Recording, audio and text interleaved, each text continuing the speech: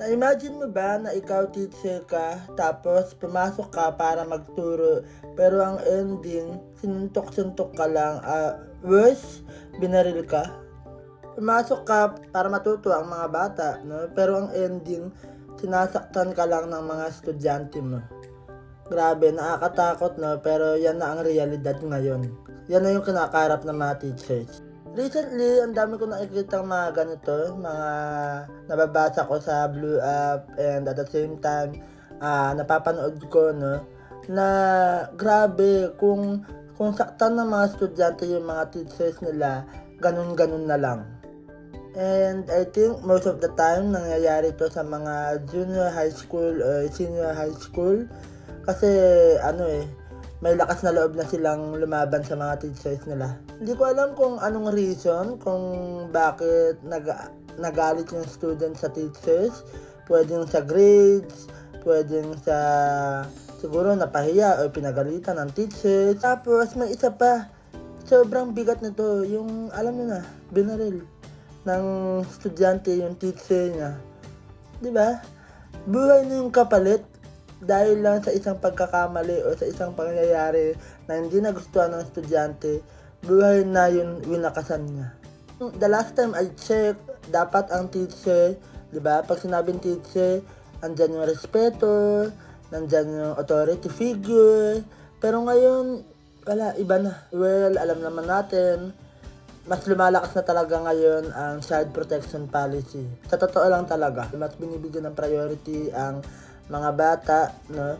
Tapos, to the point na parang wala nang control si teacher. Parang wala na siyang power. Ang nangyayari is, natatakot na yung mga teacher. Natatakot na silang magdisiplina.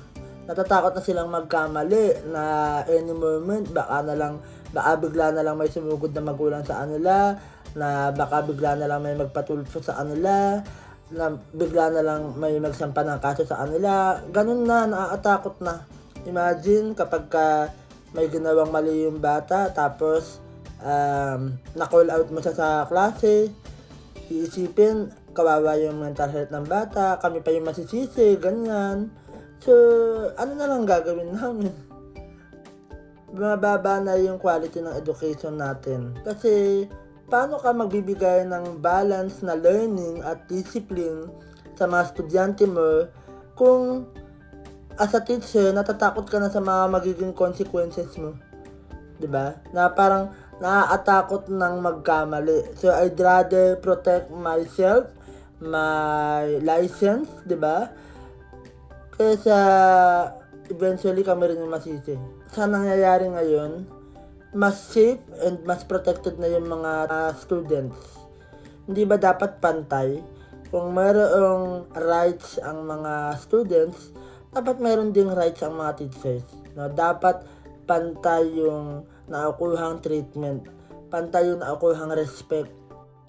Wala lang, na-share ko lang, and I hope na magkaroon tayo ng awareness regarding dito, na iba na yung mga kabataan. Sana't makita to ng nasa taas, nasa government, no, para meron silang action na magawa. Yun lang.